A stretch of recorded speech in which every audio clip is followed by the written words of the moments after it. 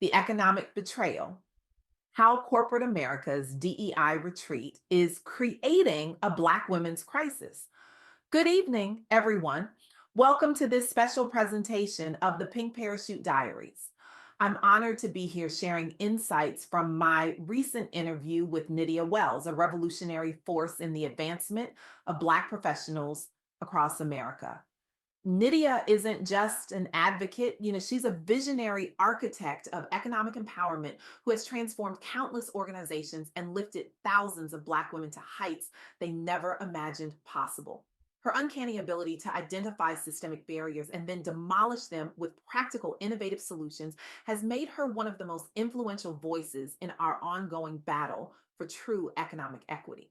When Nydia speaks, boardrooms listen, and when they don't, she creates new tables of power altogether. What Nydia revealed in our conversation shatters conventional thinking about diversity, equity, and inclusion.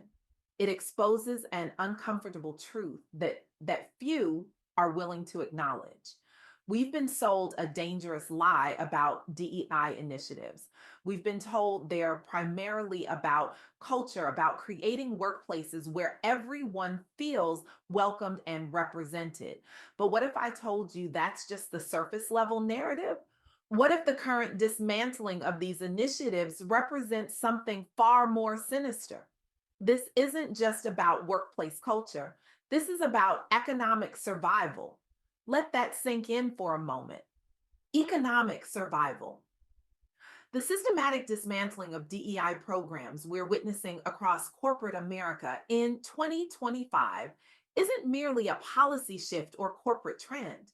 It's creating a measurable economic crisis that is disproportionately devastating Black women professionals.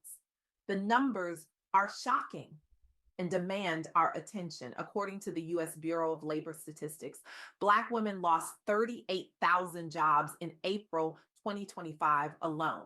Their unemployment rate jumped from 5.1% to 6.1% in a single month, making it the highest among all demographic groups in America.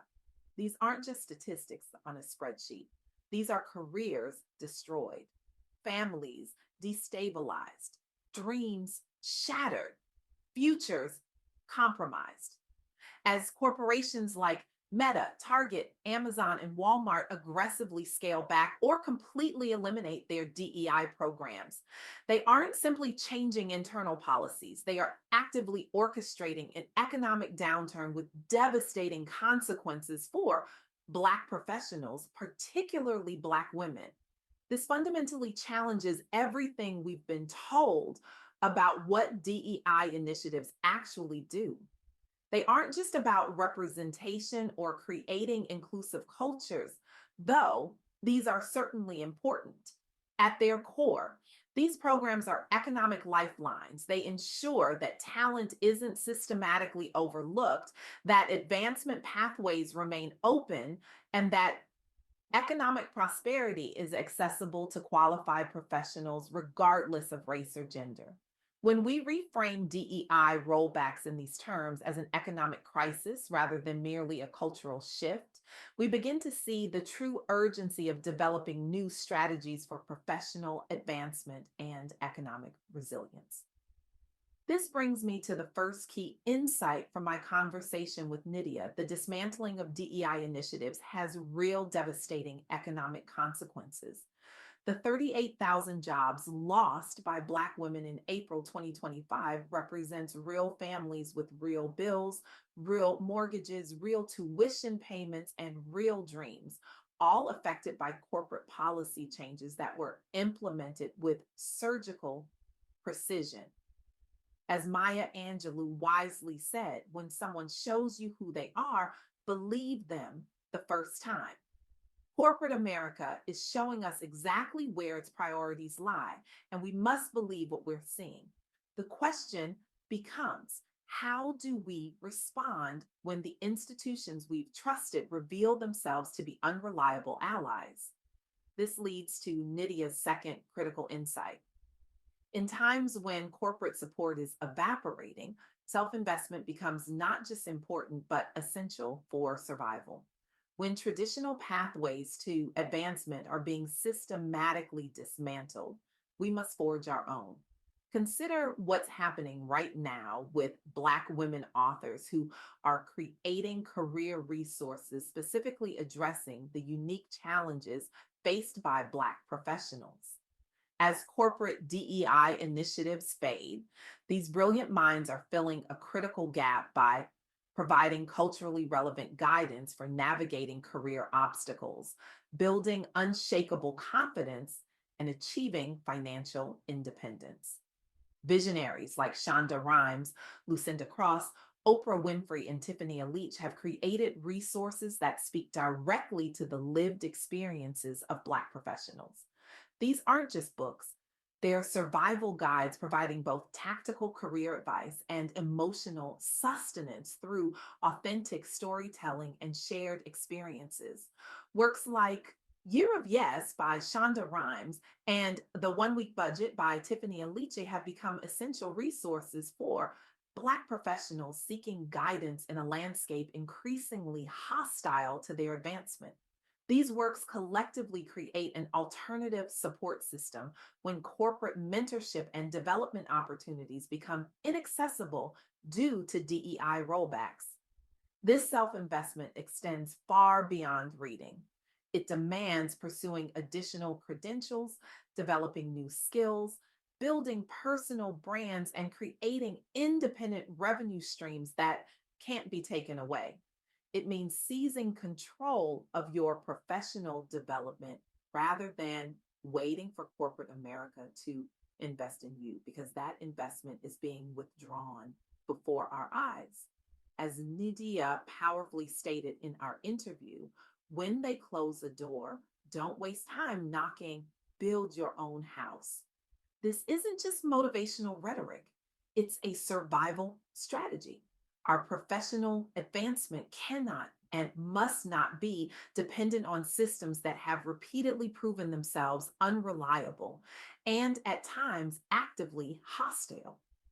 The third key insight from my conversation with Nydia is perhaps the most actionable. Building alternative support systems isn't optional, it's imperative. As traditional corporate pathways become increasingly treacherous, Black professionals must create and strengthen alternative networks and support systems with urgency. Let me share two powerful examples of organizations doing this vital work. Jobs for the Future, JFF, is transforming workforce systems to create truly inclusive economic opportunities. For over 4 decades, they've been revolutionizing how learning and working function in America, creating pathways to economic advancement for communities traditionally left behind. Millions of Americans, particularly those from underrepresented backgrounds, face seemingly insurmountable barriers to accessing the education and training needed for future jobs. This has been dramatically worsened by the recent rollback of DEI initiatives across major corporations. JFF has implemented comprehensive strategies to reimagine workforce development, forming strategic partnerships to design solutions, scale best practices, influence policy, and invest in innovations that create real change. Their vision is breathtaking in its ambition. By 2033, they aim to ensure 75 million Americans facing barriers to economic advancement will have quality jobs. This isn't just aspiration, it's a concrete plan backed by decades of successful partnership building across public, private, and nonprofit sectors. Another powerful example is the National Urban League's Digital Career Success Series. With DEI initiatives being gutted at major corporations, Black professionals desperately need additional resources and support to advance their careers and overcome systemic barriers. The DCSS provides targeted professional development specifically designed for members of Urban League Young Professional chapters and other participants navigating this new hostile landscape. The National Urban League has a storied history of advocating for economic empowerment in Black communities, with the DCSS representing an evolution of their work to address digital age career challenges. The program connects participants with resources, networks, and skills needed for career advancement in an environment increasingly defined by technological disruption and diminishing institutional support. By focusing specifically on digital career success, the program is helping Black professionals adapt to rapidly changing workplace dynamics and find opportunities even as traditional DEI pathways crumble. The program has created a supportive community while providing practical skills that help Black professionals succeed despite and perhaps even because of corporate DEI rollbacks. These organizations represent just two examples of the alternative support systems being built to address the economic devastation created by DEI rollbacks. They demonstrate that even as corporate America betrays its commitments to diversity and inclusion, other institutions and networks are stepping forward to fill the void. As I reflect on my conversation with Nydia, I'm struck by a profound truth. The current moment represents both a crisis and an opportunity. The crisis is undeniable. Black professionals, particularly Black women, are facing significant economic challenges as DEI initiatives are dismantled. But within this crisis lies an opportunity to build something more sustainable, more resilient, and ultimately more empowering than what existed before.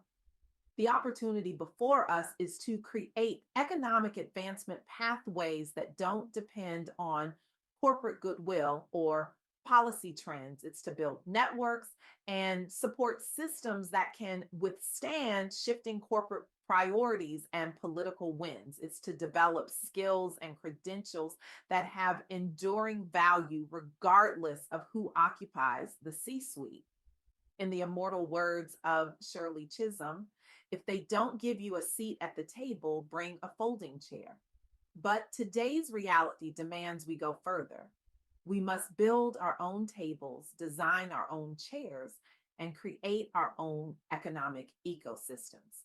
The corporate retreat from DEI isn't the end of our advancement, it's the beginning of something potentially more powerful. As Nydia declared with conviction, economic resilience isn't given, it's built, one intentional action at a time. So I challenge you today.